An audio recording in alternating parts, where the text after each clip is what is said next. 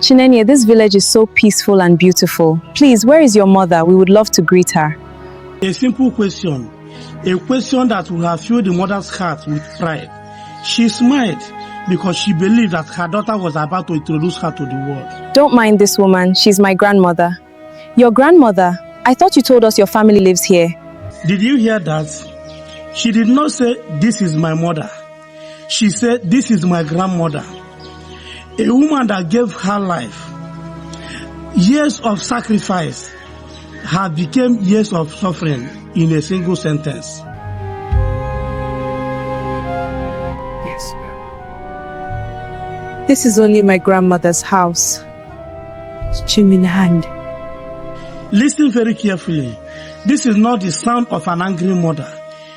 This is the voice of a heartbreaking mother. One piece at a time.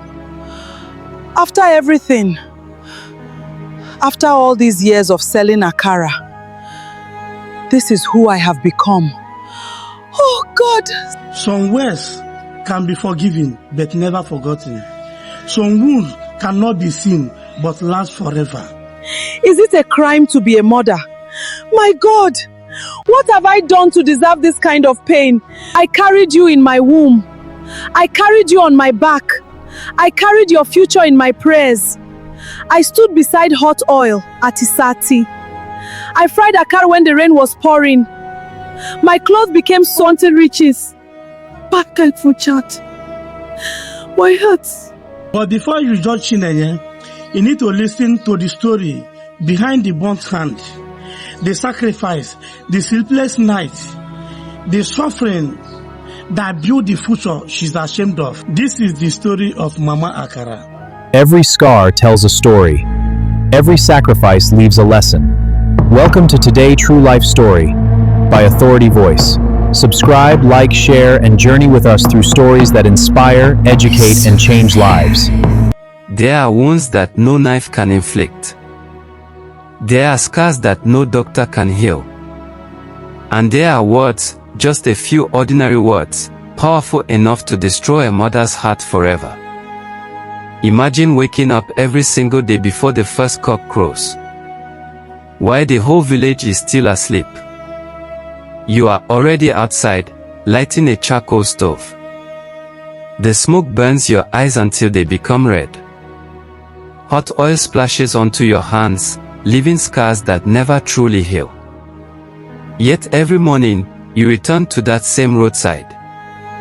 Not because you enjoy the suffering, but because somewhere, miles away, your daughter is sitting in a university classroom. Every Akara you sell is another page in her education. Every drop of sweat is another step toward her future. Every naira you earn belongs to her. You wear the same faded wrapper year after year so she can buy textbooks. You ignore your own hunger so she will never be sent home because of unpaid school fees. You postpone your own dreams because her dreams have become your own. Then one weekend, your daughter comes home from the university. But she does not come alone. She arrives with 4 of her university friends. As a mother, your heart overflows with joy. You begin sweeping the compound. You fetch fresh water. You prepare food with excitement. You cannot wait to welcome the visitors. You smile to yourself and whisper, "This is my daughter. The child I prayed for. The child I sacrificed everything for." Little did you know, before the sun would set, before those visitors would leave your compound, the same daughter you carried in your womb for 9 months, the same child whose school fees came from years of frying Akara under the scorching sun, would stand before those 4 friends, look directly at you, and deny that you were her mother.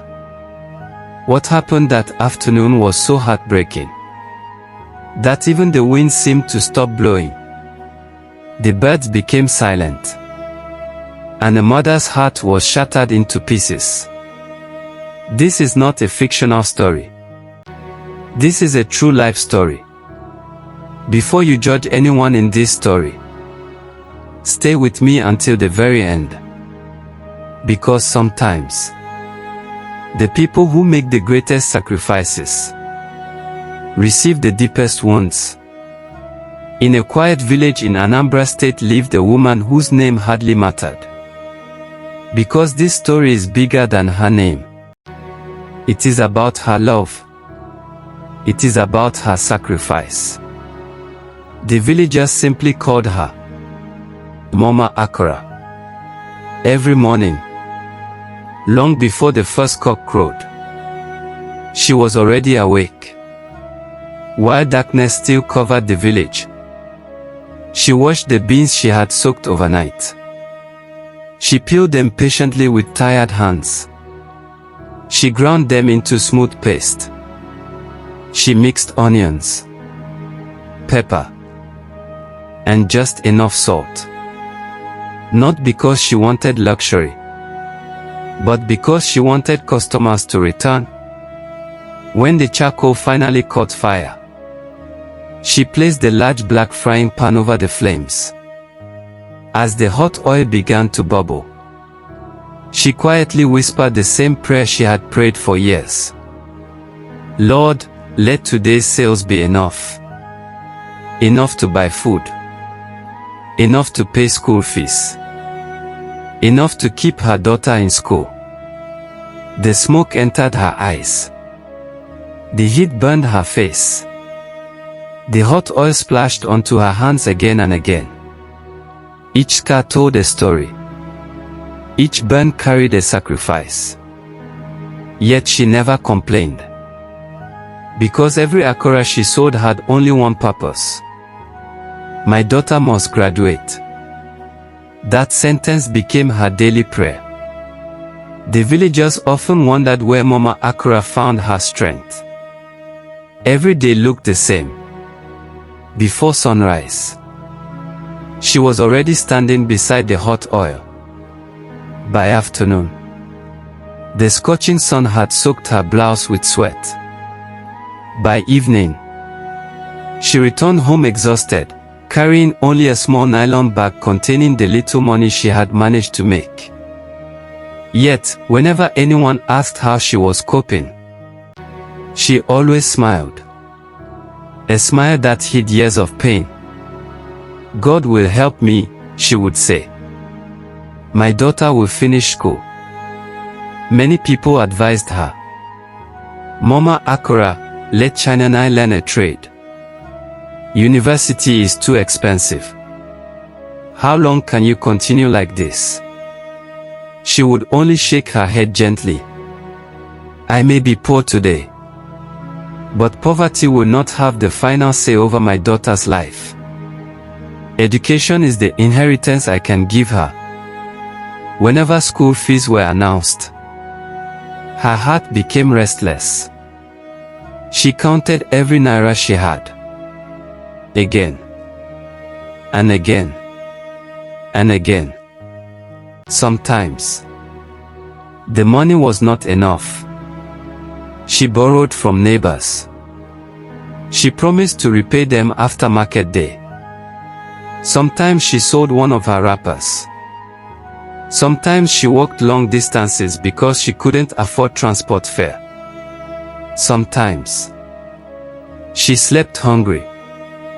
Not because there was no food, but because the little money she had belonged to Chioma, unknown to her daughter. Every school fee receipt carried a hidden story. A story of sacrifice. A story of hunger. A story of sleepless nights. When other women in the village renovated their houses, Mama Akara continued living inside her small mud house. The roof leaked whenever it rained. Buckets and basins were scattered around the room to catch the dripping water. Neighbors often laughed. Mama Akara, when will you repair this house? She smiled. Then she looked toward the road leading to Oka. My daughter's future is my new house. The day she succeeds, I will have everything I need. Nobody knew. She truly believed those words. The admission letter. Years of prayers. Years of sacrifices. Years of frying Akara beneath the scorching sun finally produced a miracle. One bright afternoon, the postman arrived in the village. He called out from outside her compound, "Mama Akara." She hurried outside. "There's a letter for you." With trembling hands, she collected the envelope. She couldn't read English very well, so she rushed to the village school teacher. "Teacher, please help me read it." The teacher opened the envelope. His eyes widened. Then he smiled. "Congratulations, Mama Akara. Your daughter has been offered admission into Nnamdi Azikiwe University, Awka." For a moment, Mama Akara stood frozen. She looked at the paper, then looked toward the sky. Tears rolled freely down her face. Not tears of pain, tears of joy. She lifted both hands toward heaven. "Thank you, Lord. You have answered my prayers." She hugged the admission letter tightly against her chest, as if she were hugging her own daughter. That evening, the whole village celebrated with her. Neighbors came to congratulate her. Some brought rice. Others brought palm wine. Even those who once doubted her smiled proudly. Mama Akara could not stop talking about Chinenai. "My daughter will become somebody. She will make this village proud. She will never forget where she came from." Those words echoed through the compound. Sadly, the future had already begun writing a different story. One that Mama Akara could never have imagined. Far away in Awka, Chinenai was beginning a new chapter of her life. A chapter that would slowly change her forever. When Chinenai arrived at Nnamdi Azikiwe University, Awka, it felt like a dream. For the first time in her life, she was surrounded by hundreds of students from different parts of Nigeria. Some came from wealthy families. Some drove to lectures in expensive cars. Some carried the latest phones. Some wore designer clothes that cost more than Mama Akara earned in several months. At first, Chinenai kept to herself. She attended lectures, read her books, and returned quietly to her hostel. But university has a way of changing people. Slowly, she began making new friends. 4 young ladies became very close to her: Ada, Amara, Chioma, and Ifeinwa. The 5 of them became almost inseparable. They attended lectures together, ate together, took selfies together, studied together. Whenever there was a birthday celebration, they celebrated together. To everyone around them, they looked like sisters. But there was one conversation Chinenai always avoided. Whenever her friends talked about their families, she suddenly became quiet. Ada would smile proudly. "My dad is building another house in Abuja." Amora would laugh. "My mom owns a boutique in Onitsha." Chioma would proudly say, "Whenever I travel home, my parents insist I fly." Ifeinwa would smile. "My family runs a successful business in Nui." Then, all eyes would turn toward Chinenai. "What about you?" She would force a smile. "Oh, My family is doing okay. Then she would quickly change the subject. She never mentioned Mama Akara. She never spoke about the roadside where her mother stood every day frying akara. She never talked about the small mud house. She never told them that every school fee she paid came from a woman whose hands had been burned by hot oil. Instead, she created a different picture. Whenever they asked about home, she answered vaguely, enough to avoid suspicion, but not enough to reveal the truth. At first, it seemed harmless. Just a few little lies. But little lies have a dangerous way of becoming bigger. Soon, Chioma and I became uncomfortable whenever anyone mentioned visiting each other's homes. She was afraid. Afraid they would discover the truth. Afraid they would see the woman she loved, yet had somehow become ashamed of. A battle had quietly begun inside her heart. On one side was the daughter Mama Akara had raised. The grateful little girl who once hugged her mother every evening after returning from school. On the other side was a university student desperate to fit in. Desperate to be accepted. Desperate to look like everyone else. Without realizing it, she allowed the opinions of strangers to become more important than the sacrifices of her own mother. That was the day gratitude began losing its place. And whenever gratitude leaves the heart, pride quietly moves in. Days turned into weeks. Weeks became months. Then one Friday afternoon, after lectures, the conversation changed everything. Ada smiled. Girls, we are all from different states. Why don't we spend this weekend in someone's village? Chioma clapped excitedly.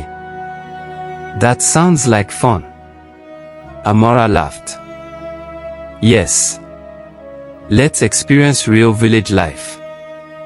Ifinwa turned toward Chioma and I. We visited my place. We visited Ada's. We visited Chioma's. Then she smiled. Chioma and I. It's your turn. For a moment, the world became quiet. Chioma and I's heart skipped. She wasn't expecting that question. She searched for an excuse. But before she could think, Ada held her hand. Please. We've always wanted to meet your family.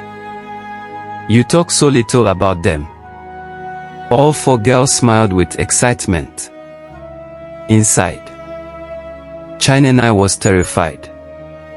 She wanted to say no. She wanted to invent another excuse. But she couldn't. After several seconds, she forced a smile. All right. Let's go. The four girls screamed with excitement. Plans were made immediately. Travel bags were packed. Pictures were taken. Everyone looked forward to the weekend. Everyone. Except Chioma and I. As the commercial bus left Oka the following morning, her friends laughed throughout the journey. They sang. They shared snacks. They took videos. But Chioma and I remained unusually quiet. She looked outside the window. The closer they got to her village, the heavier her heart became. She prayed silently. God, please don't let my mother embarrass me. Little did she know, the embarrassment she feared would soon become the greatest regret of her life. The commercial bus finally stopped at the entrance of the village. one after another. The 5 young ladies stepped down. Chinenai, Ada, Amara, Chioma, and Ifeinwa. They adjusted their bags and began walking into the village. Children playing by the roadside stopped to look at them. Old women sitting beneath mango trees smiled as they watched the beautifully dressed university girls walk past. Some villagers recognized Chinenai immediately. Look. Mama Akara's daughter is back from school. Another smiled proudly. See how beautiful she has become. The words reached the ears of a nearby neighbor. Without wasting time, she hurried toward Mama Akara's roadside Akara stand. Mama Akara was still standing beside the hot charcoal stove. The hot oil bubbled loudly. Her face was covered with sweat. She had been frying Akara since dawn. Suddenly, the neighbor shouted excitedly, "Mama Akara!" Mama Akara looked up. "Your daughter is back." She blinked in surprise. "My Chinenai?" "Yes." She came with 4 beautiful girls from the university. For a moment, Mama Akara forgot the burning heat. She forgot the customers waiting. She forgot the pain in her back. She even forgot the hot oil before her. Only one thought remained. My daughter is home. She quickly removed the frying pan from the fire. She apologized to her waiting customers. "Please forgive me. My daughter has returned from school." Nobody complained. Instead, everyone smiled. Because the whole village knew how much that woman loved her only daughter. Mama Akara hurried home. Her old rubber slipper slapped against the dusty road as she almost ran. She reached the compound breathing heavily. Without resting, she picked up a broom. She swept the entire compound again. She arranged the wooden bench neatly. She fetched clean water from the clay pot. She looked around the small mud house. The leaking roof. The cracked walls. The old wooden door. For a brief moment, she sighed. If only I had known she was coming, I would have prepared something better. Then she smiled. No. A mother's love is enough to welcome her child. She hurried into the kitchen. She brought out the little food she had. She added more firewood to the stove. She wanted everything to be ready before Chinenai arrived. Just then, she heard laughter outside the gate. Young voices. Happy voices. Her heart skipped. She wiped her hands quickly on her wrapper. A broad smile spread across her face.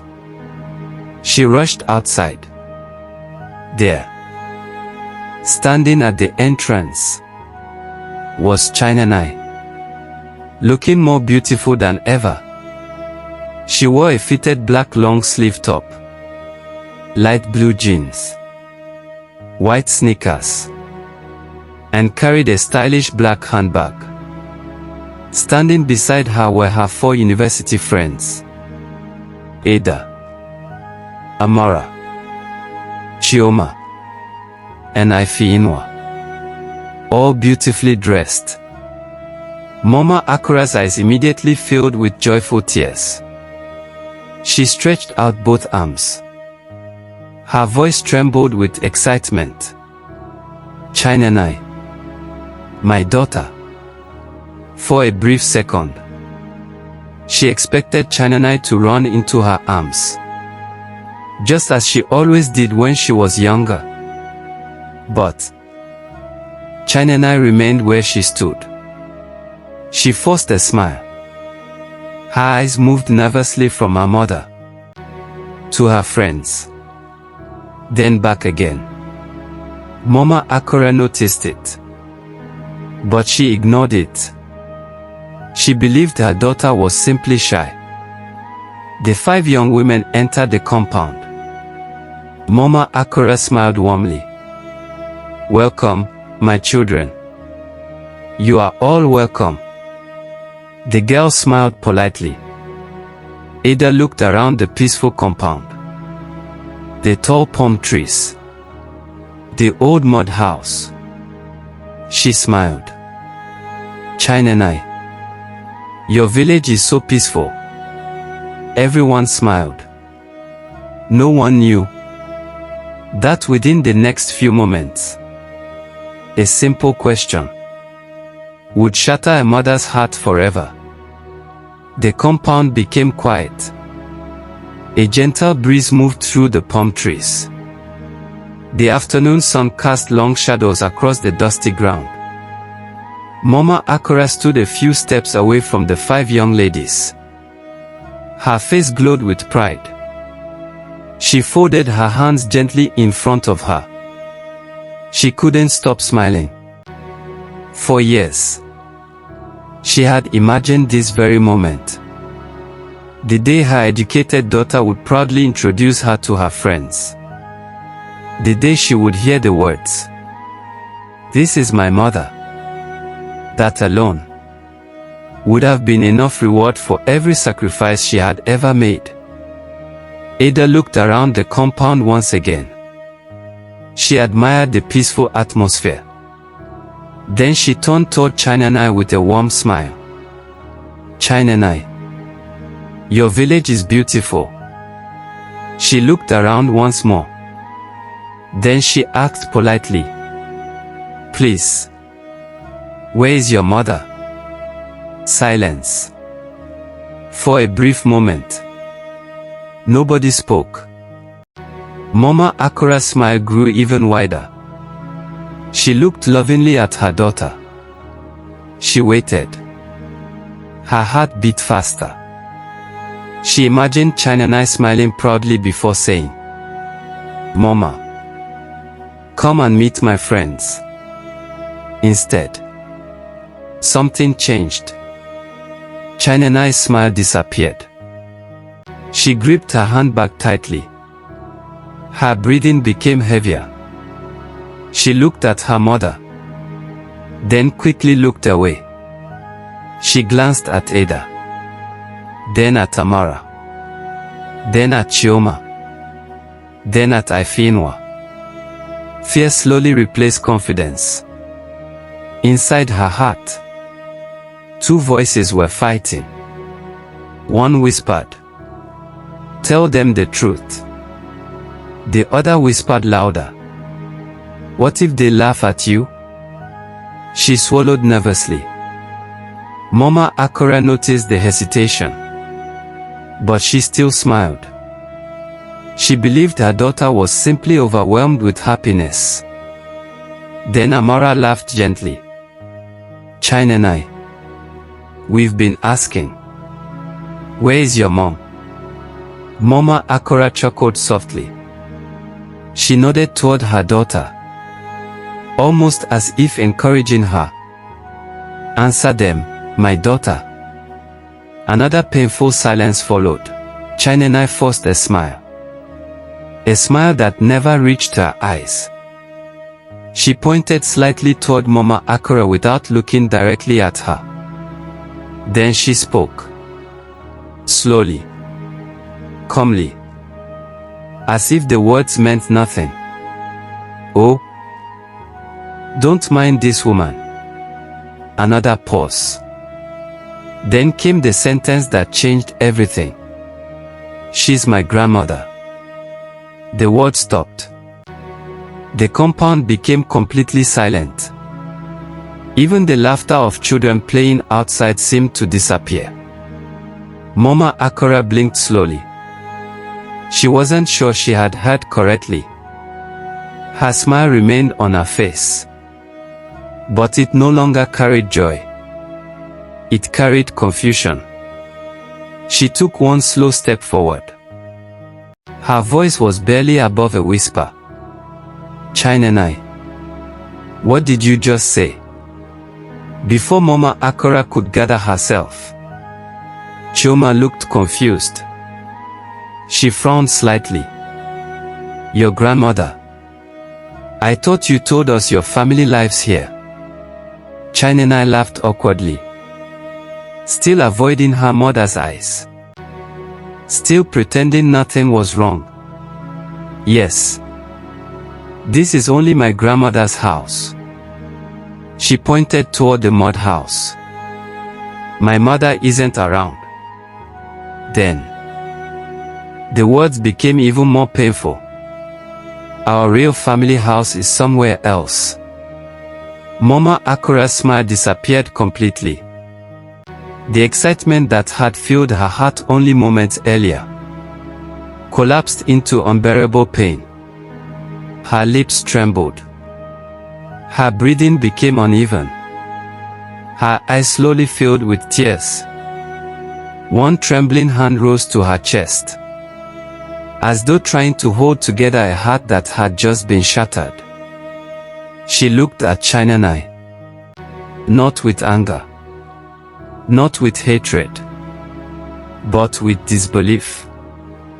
The little girl she once carried on her back, the child she had protected from hunger, the daughter she had sent to university through years of hardship, was now ashamed to call her mother. A single tear escaped from Mama Akara's eyes. Then another. She whispered weakly, almost to herself, Chioma. A long silence followed. Then, with a trembling voice, she asked the question that would echo through the entire village. My daughter. What? Her voice broke. What did you just call me? Nobody answered. Ada lowered her head. Amora stared at Chioma in disbelief. Chioma covered her mouth in shock. Ifeanyi stood completely speechless. For the first time since they arrived, the four friends realized something was terribly wrong. And standing in the middle of that silent compound, Mama Akara finally understood that the child she had sacrificed everything for was ashamed of her. The tears she had been holding back could no longer be contained. Slowly, she turned around, not because she was angry, but because she didn't want her daughter, or anyone else, to watch a mother's heart break. She took one painful step toward the kitchen, then another. Behind her, silence. In front of her, only heartbreak awaited. Mama Akara walked slowly toward the small kitchen. Each step felt heavier than the one before. She was no longer aware of the people standing behind her.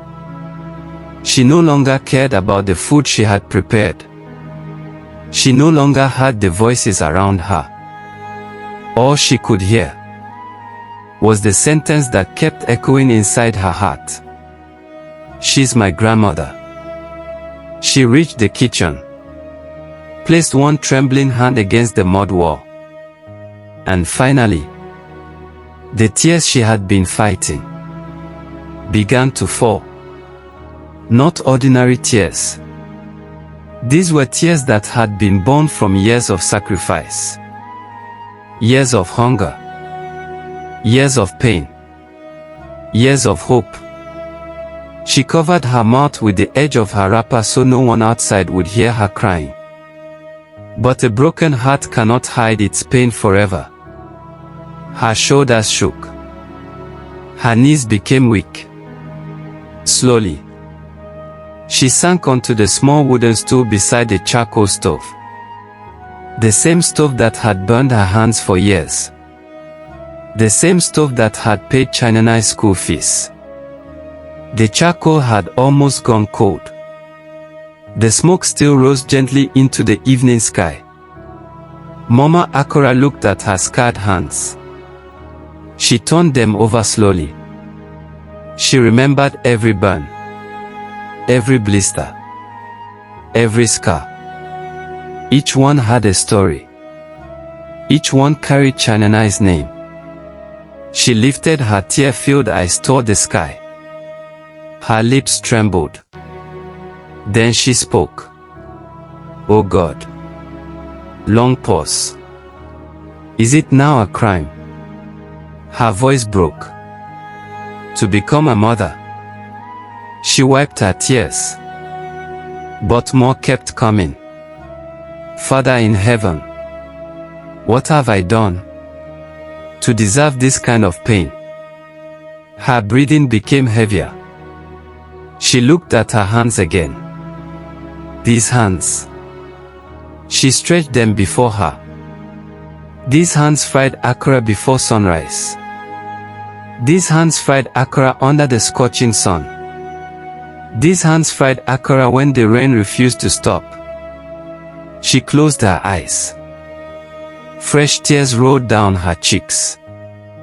When other people were sleeping, I was already standing beside hot oil.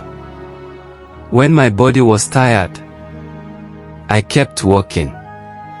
When I was hungry, I still smiled. Because I believed my daughter would one day smile because of my sacrifices. She placed both hands on her chest. I didn't ask for riches. I didn't ask for a mansion. I didn't ask for expensive clothes. All I ever asked you for, long emotional pause, was to see my daughter succeed. She looked toward the doorway. The image of Chianana standing outside replayed in her mind. The words came back again. "Don't mind this woman. She's my grandmother."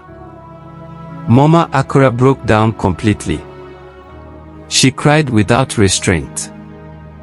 Years of hidden pain poured out.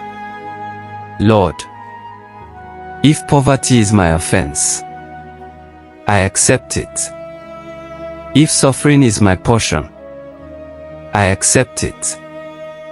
But tell me," her voice almost disappeared, "why should the child I gave everything for be ashamed to call me a mother?" Outside the kitchen, the compound had become unusually quiet. Ada, Amara, Chioma, and Ifeanyi stood in complete silence. None of them could look at Chianana anymore. For the first time, they understood the truth. The woman they had just met was not Chianana's grandmother. She was the mother whose sweat, whose tears, whose burnt hands had made Chianana's university education possible. Ada slowly wiped a tear from her own face. Amora lowered her head. Chioma covered her mouth as tears rolled down her cheeks. Ifeanyi whispered softly, "God, what have we just witnessed?" Meanwhile, Chianana remained standing where she was. Her heart was pounding. She had never seen her mother cry like that before. The voices of her friends no longer mattered. The opinions she had been trying to protect suddenly felt worthless. For the first time since entering the compound, she realized something. She had not embarrassed her mother. She had broken her.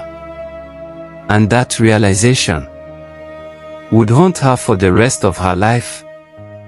Night had finally settled over the village. The laughter that had echoed through the compound only hours earlier had disappeared. Ada, Amara, Chioma, and Ifeanyi had all gone to sleep. The only sound that remained was the gentle song of crickets beneath the moonlight. Inside the small mud house, Chioma lay awake. Her eyes were open, but sleep refused to come. Every time she closed her eyes, she saw only one thing: her mother's face, the trembling lips, the tear-filled eyes, the broken voice, and those painful words. Is it now a crime to become a mother? She turned from one side to the other, but her heart refused to rest. For the first time in many years, she began remembering the life she had tried so hard to forget. She remembered herself as a little girl, holding tightly to her mother's wrapper while they walked to the market. She remembered sitting beside the roadside, watching Mama Akara fry akara from morning until evening. Whenever hot oil splashed onto her mother's hands, Mama Akara would simply smile and continue walking. Not because it didn't hurt, but because stopping meant there would be no food. She remembered the days her mother pretended she wasn't hungry. Back then, she believed her mother simply wasn't interested in eating. Now she understood. Mama Akara had been giving her own portion to her. She remembered rainy mornings, her mother standing under a leaking umbrella, still frying akara, still smiling at customers, still praying, just so her daughter would remain in school. One memory after another came flooding back. The truth she had buried beneath pride had finally found its way back into her heart. Chioma could not bear it anymore. She sat up. Tears flowed freely down her face. She quietly opened the wooden door. The cool night breeze touched her face. A faint lantern light was still burning outside. She looked toward the small kitchen. There, she saw Mama Akara, still awake, sitting alone on the old wooden stool, looking into the dying charcoal fire. Her shoulders looked heavier than ever. Her face carried a pain words could not describe. Slowly, Chioma walked toward her. Each step felt like carrying the weight of the whole world. When she finally stood before her mother, she could no longer remain standing. She dropped to her knees. The dusty ground welcomed her. She lowered her head. Tears fell freely. Her voice trembled. Mama. Long silence. Mama Akara slowly turned. She looked at her daughter. Not with anger, not with bitterness, only with sadness. Chioma began crying uncontrollably. Mama, please forgive me. I have sinned against you. She held tightly to her mother's scarred hands. The same hands she had been ashamed of only a few hours earlier. Now, she could not stop kissing them. Her tears fell onto the old burn scars. Mama, I don't deserve to be called your daughter. I was afraid. I was afraid my friends would laugh at me. I was afraid they would look down on me because we are poor. She cried even harder. But today, I have become the poorest person.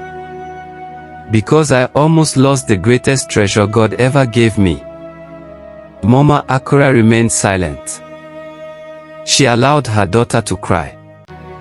Sometimes, silence speaks louder than words.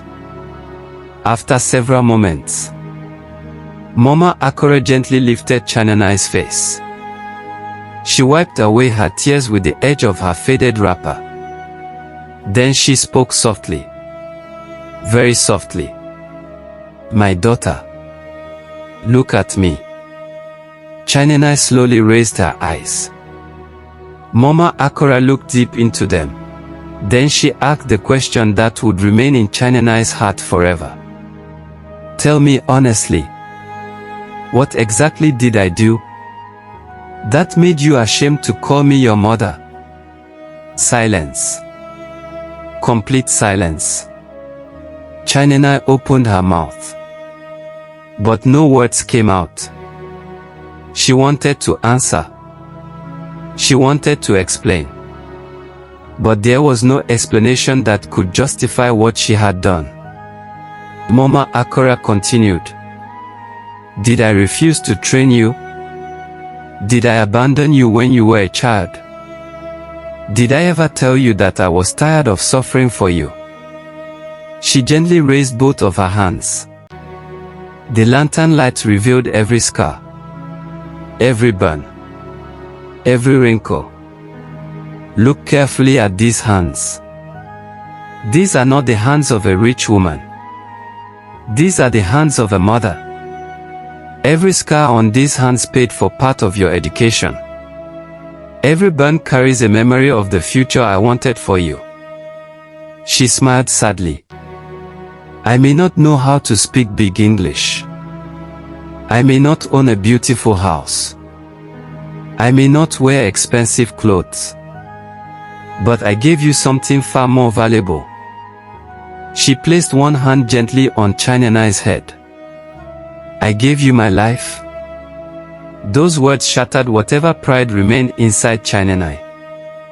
She buried her face in her mother's lap and cried like a little child. Not because she had been caught, but because she finally understood that the woman she had been ashamed of was the greatest blessing she would ever have. The night grew quieter. The lantern beside the mud house flickered gently. Mama Akara slowly lifted Chioma from the ground. Then she pulled her into her arms. For a long moment, neither of them spoke. It was a hug filled with pain, filled with regret, filled with a love that had never stopped. Chioma cried uncontrollably. Not the kind of tears people shed because they had been caught. These were tears born from genuine remorse. The tears of a daughter who had finally seen the value of the woman she almost lost. Mama Akara gently stroked her daughter's hair. Then she smiled through her tears. A mother's smile. The kind that still carries love, even after betrayal. She spoke softly. Chioma, look at me. Slowly. Chioma raised her tear-filled eyes. Mama Akara held both of her hands. The rough hands of a poor mother holding the soft hands of a university student. A picture that words could never fully describe.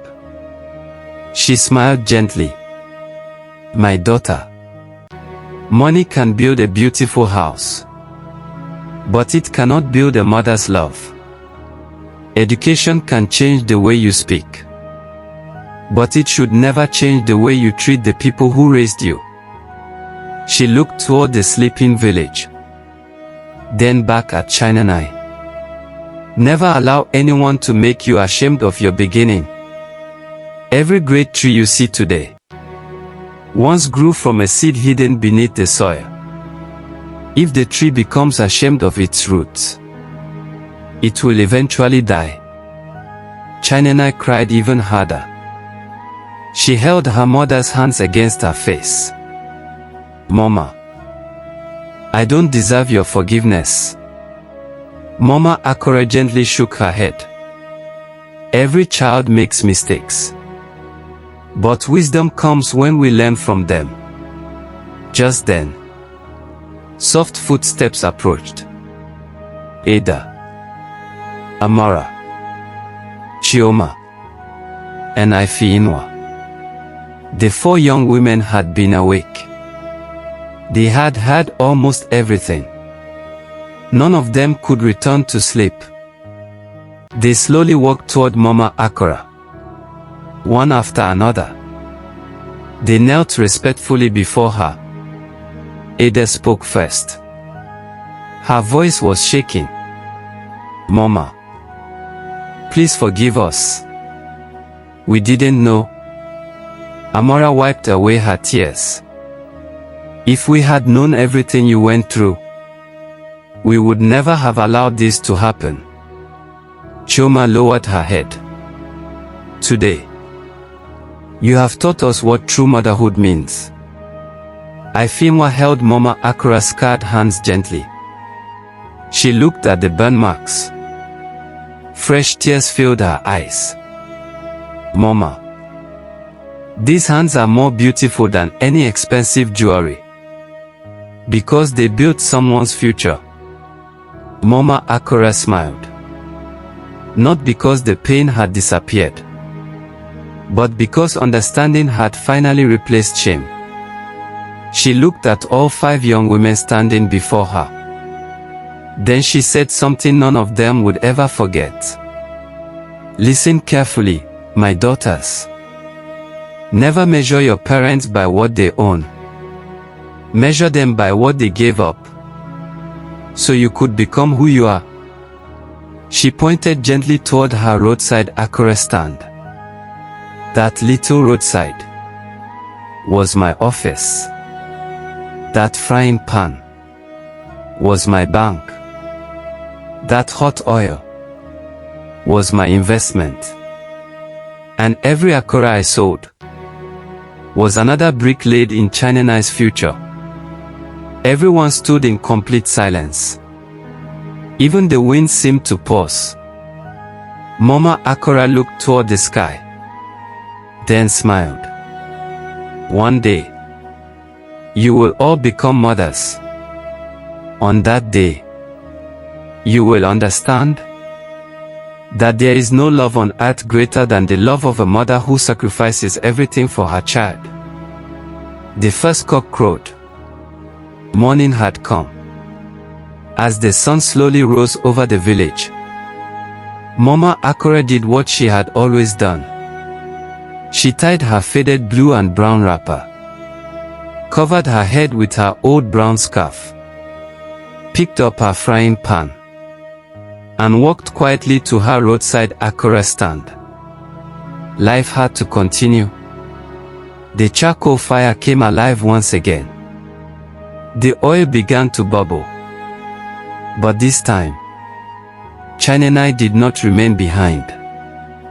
She walked to the roadside. Without saying a word, she stood beside her mother. She picked up the tray of freshly fried Akara. When the first customer arrived, Chinenai smiled proudly and said, "Good morning. Welcome. Please buy from my mother." Mama Akara looked at her daughter. Their eyes met. Neither of them spoke. They didn't have to. Some apologies are spoken with words. Others are spoken through changed lives. Final message. My dear brothers and sisters, if there is one lesson this story teaches us, it is this: never be ashamed of the parents who sacrificed their comfort so you could have a better future. A mother's old wrapper is not a sign of failure. A father's rough hands are not a sign of weakness. They are the evidence of years of sacrifice. The world may celebrate your success, but never forget the people who made that success possible. If your parents are still alive, call them. Visit them. Sit with them. Listen to them. Thank them. Tell them you love them. Because one day, the chair they usually sit on may become empty. The voice that always called your name may become silent.